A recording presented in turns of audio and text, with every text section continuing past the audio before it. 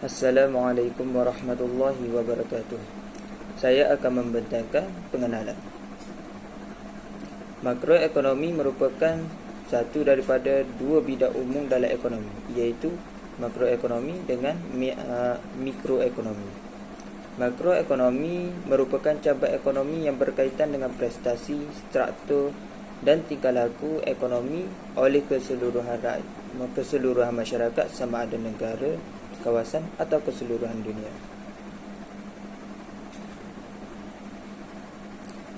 Kami akan membincangkan 4 perkara, iaitu pertama, kami akan membincangkan definisi makroekonomi. Yang keduanya, isu dan cabaran dalam permasalahan ekonomi ketika COVID-19 di Malaysia. Yang ketiganya, kesan COVID-19 terhadap ekonomi Malaysia. Yang keempatnya, cadangan membangunkan makroekonomi dalam Malaysia. Assalamualaikum warahmatullahi wabarakatuh. Saya Muhammad Aminuddin bin Muhammad Nazri, bernombor metrik 0211103158, akan membentangkan slide definisi makroekonomi dan dasar perlembagaan ekonomi di Malaysia. Pertama sekali ialah definisi makroekonomi.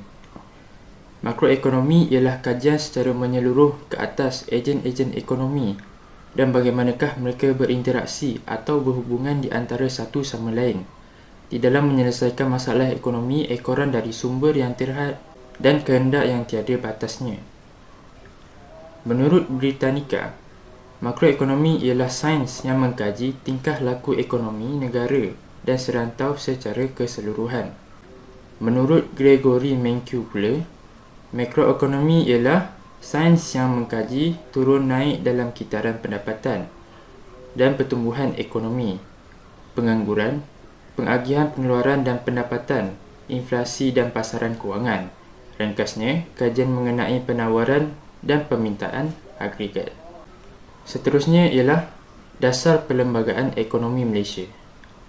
Ekonomi negara Malaysia telah berkembang dengan pesatnya semenjak negara mencapai kemerdekaan. Pertumbuhan ekonomi yang kukuh ini disumbang oleh perubahan struktur ekonomi negara daripada sektor pertanian tradisional kepada sektor ekonomi moden, iaitu perindustrian, perkhidmatan dan yang terkini ialah ekonomi berasaskan pengetahuan, iaitu K-ekonomi. Perkembangan pesat ekonomi negara adalah berpunca daripada pelbagai dasar ekonomi negara yang telah digubal dan dilaksanakan oleh kerajaan. Namun begitu, masih wujud beberapa cabaran dan halangan yang perlu ditangani. Antaranya adalah untuk menilai sejauh mana pelaksanaan dan keberkesanan dasar pembangunan dan dasar penstabilan seperti dasar fiskal, monetari dan perdagangan yang telah dilaksanakan.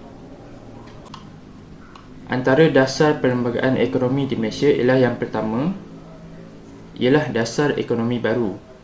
Kerajaan telah membentuk dasar ekonomi baru, iaitu DEB, yang menjadi satu rangka rancangan panjang mencakupi tempoh selama 20 tahun, iaitu pada tahun 1970 sehingga 1990. Dasar ekonomi baru mempunyai objektif yang telus dan strategi yang khusus. Ianya secara keseluruhan bermatlamatkan serampang dua mata, iaitu yang pertama, mengurangkan dan seterusnya membasmi kemiskinan dengan menambah pendapatan dan memperbanyakkan peluang pekerjaan kepada semua rakyat. Yang kedua, menyusun semula masyarakat untuk mengurang dan menghapuskan pengenalan kaum mengikut fungsi-fungsi ekonomi. Seterusnya ialah dasar pembangunan nasional. Dasar ekonomi baru berakhir pada tahun 1990 dan ia digantikan pula dengan dasar pembangunan nasional. Ia dilaksanakan dalam tempoh 10 tahun sahaja dan merupakan 1/3 daripada wawasan 2020. Berikut adalah merupakan matlamat utama dasar pembangunan nasional. Yang pertama ialah mewujudkan perpaduan negara yang menjadi asas kestabilan sosial dan politik serta mengekalkan pembangunan ekonomi yang berterusan. Yang kedua, mencapai taraf sesebuah negara maju dalam semua segi, iaitu sosial, nilai, etika, moral, kestabilan politik, kualiti hidup, kecekapan, pentadbiran kerajaan dan kecemerlangan ekonomi. Yang ketiga ialah penglibatan sektor swasta juga ditingkatkan bagi membantu proses penyusunan semula masyarakat melalui pewujudan peluang-peluang yang lebih luas supaya sektor ini boleh berkembang. Yang keempat ialah tumpuan ini juga diberikan kepada pembangunan sumber manusia sebagai asas penting dalam mencapai matlamat pertumbuhan dengan mengagihkannya dengan saksama. Dasar yang seterusnya ialah dasar wawasan negara. Dasar wawasan negara telah dilancarkan pada 4 April 2001 oleh bekas Perdana Menteri Malaysia iaitu Datuk Seri Dr. Mahathir Mohamad di Parlimen. Tempoh masanya ialah dari tahun 2001 hingga 2010 iaitu selama 10 tahun. Dasar ini memberikan tumpuan terhadap peningkatan keutuhan dan daya saing negara. Dasar ini juga bertujuan untuk meningkatkan kualiti pembangunan dan menjana pertumbuhan tinggi yang mapan supaya rakyat dapat menikmati kemakmuran. Antara matlamat utama dasar wawasan negara ialah: yang pertama, membina negara yang berdaya tahan. Yang kedua, mengekalkan usaha membasmi kemiskinan. Yang ketiga ialah membangunkan masyarakat berasaskan pengetahuan. Dan yang keempat ialah mengurangkan ketidakseimbangan sosial, ekonomi dan juga wilayah. Saya Nur Fatin Atira binti Ma'ruf, nombor matrik 0211030153 dan saya akan meneruskan slide ini dengan tajuk besarnya adalah isu dan cabaran dalam permasalahan ekonomi COVID-19 di Malaysia. Di sini saya akan mengemukakan 5 isu dan cabaran dalam permasalahan ekonomi COVID-19 di Malaysia. Yang pertama adalah sumbangan bahan mentah tidak mencukupi. Pada siaran langsung di setiap saluran televisyen utama di Malaysia, Perdana Menteri Muhyiddin Yassin mengumumkan Perintah Kawalan Pergerakan dan bandar serta pekan utama di Malaysia telah dicengkam oleh pembelian pendek apabila orang ramai bergegas untuk membeli barangan keperluan harian mereka berikutan spekulasi bahawa pihak berkuasa mungkin akan mengenakan penutupan untuk membendung penularan virus COVID-19. Ekonomi Malaysia terjejas disebabkan oleh wabak ini dan akibat daripada pembelian secara pendek beramai-ramai mengurangkan bahan mentah untuk dibeli bagi pihak masyarakat yang lain. Yang kedua adalah sektor perkhidmatan akan terjejas, di mana sektor perkhidmatan merupakan satu sektor yang paling teruk terjejas pada tahun 2020. Hal ini demikian kerana pandemik COVID-19 yang melanda Malaysia menyebabkan satu pengucupan sebanyak 5.5%. Kajian impak Perintah Kawalan Pergerakan PKP kepada sektor perkhidmatan di Malaysia sewaktu COVID-19 menyebabkan subsektor perdagangan borong dan runcit menghasilkan hasil tertinggi iaitu RM63.5 bilion, namun dengan kemerosotan 36.6%. Yang ketiga adalah aktiviti pelancongan dalam negeri terjejas. Industri pelancongan paling teruk terkesan dengan nilai ditambah kasar industri pelancongan menguncup sebanyak 17.1%. Berikutan kemerosotan ketibaan pelancong melebihi 80% disebabkan oleh larangan perjalanan antarabangsa dan sekatan pergerakan yang ketat. Seterusnya, terimaan pelancongan negara pada tahun 2020 merekodkan kemerosotan sebanyak 71.5%. Seterusnya, kemerosotan sektor pelombongan dan pembinaan. Dalam sektor pelombongan, kita boleh lihat bahawa sektor pelombongan ini diunjur menguncup secara marginal sebanyak 0.7% pada separuh tahun kedua 2020 disebabkan oleh pengeluaran gas asli yang lebih rendah.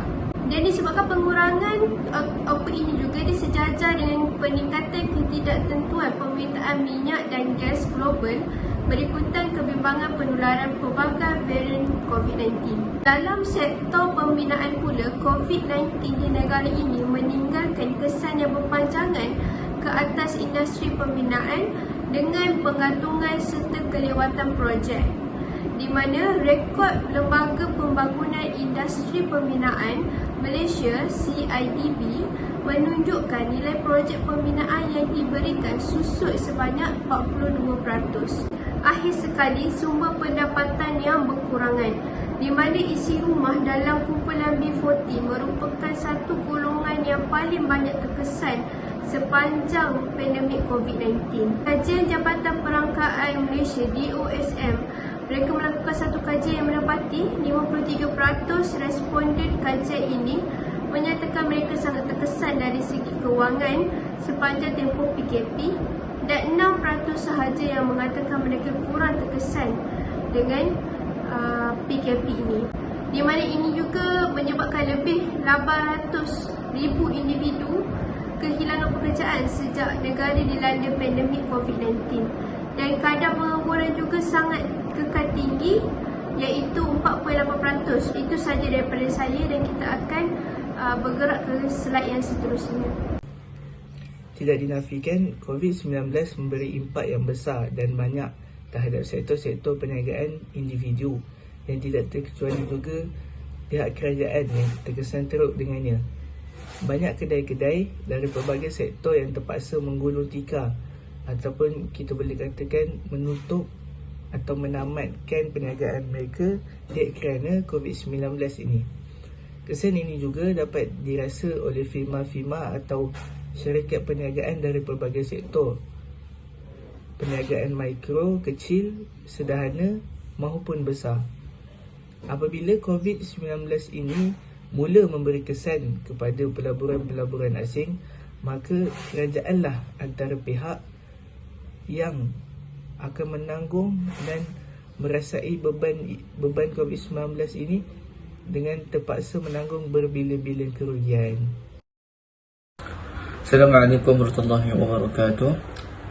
Alhamdulillah, pada perbincangan kali ini saya akan menerangkan berkenaan dengan bab yang telah saya sepakati dengan rakan-rakan saya.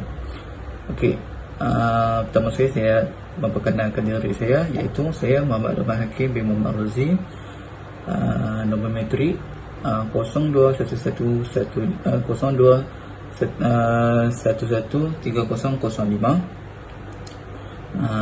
iaitu kos ijazah sarjana muda syariah ekonomi Islam. Jadi dalam perbincangan ini ialah yang saya dapati ialah untuk saya mencadangkan membangunkan makroekonomi dalam Malaysia. Yang kedua ialah mengurangkan krisis pengangguran dalam negara dan mempertingkatkan lagi ekonomi secara digital. Okey, sekarang kita pergi kepada cadangan membangunkan makroekonomi dalam negara. Pertama, iaitu kita kena menutup segala ketirisan pendapatan melalui khidmat Jabatan Kastam Diraja Malaysia ataupun nama singkatannya JKDM dengan lebih cekap. Kalau kita yang seterusnya ialah hasil bumi di Malaysia. Seperti yang kita ketahui, di Malaysia mempunyai banyak hasil bumi, antaranya pelumbungan emas, pelumbungan biji timah dan seumpamanya. Jadi kita kena berkeras ataupun kita kena bekerja keras dalam mempertingkatkan lagi ekonomi negara untuk mendapat kemudahan di kemudian hari. Jadi semua rakyat diminta ataupun diseru untuk bekerja keras supaya makroekonomi negara dapat dihasilkan. Yang seterusnya ialah import yang tinggi menyebabkan pengaliran wang keluar. Jadi apabila kita menggunakan barang import, automatik wang itu wang yang diambil itu banyak yang keluar, tidak ada yang masuk. Kenapa kita banyak mengambil barang yang import? Jadi dengan cadangan ini kita kena kurangkan pengambilan barang yang import. Dan seterusnya ialah membanteras kemiskinan. Jadi yang kita ketahui di Malaysia ini populasi untuk kemiskinan tidaklah sebanyak negara-negara yang dianggap sebagai kemiskinan. Tetapi ada juga kita nampak segelintir ataupun suatu kawasan yang memang betul ada orang-orang miskin. Jadi kita kena panteras sama ada kita memberi ataupun menyediakan peluang pekerjaan kepada mereka ataupun mengajak mereka untuk lebih bermasyarakat supaya mereka dapat menghasilkan sesuatu.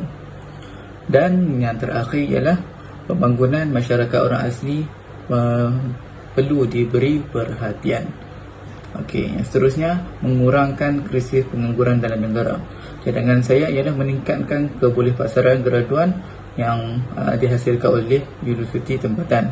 Memberi ruang kepada kerajaan bertindak sebagai majikan sementara untuk graduan menganggur. Kerjasama sektor awam dengan sektor diperlukan. Sektor pekerjaan termasuk sektor 3D iaitu kotor, berbahaya dan sukar diberikan keutamaan kepada warga tempatan.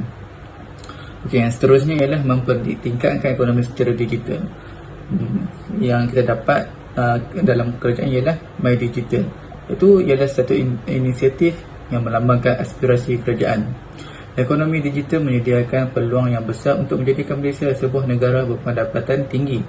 Penggunaan yang menuju ke arah pendigitalan terutama melalui platform e-dagang dan perbankan dalam talian.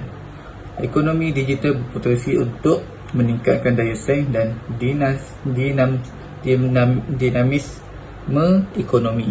Jadi dekat situ kita dapat ketahuilah bagaimana e-digital dapat membangunkan makroekonomi ketika mana COVID-19 yang datang pada sebelum ini. Jadi harap semua dapat manfaat daripada pembentangan video saya. Terima kasih. Kesimpulan, makroekonomi ialah sains yang mengkaji peristiwa atau situasi ekonomi serta memperbaiki dasar ekonomi.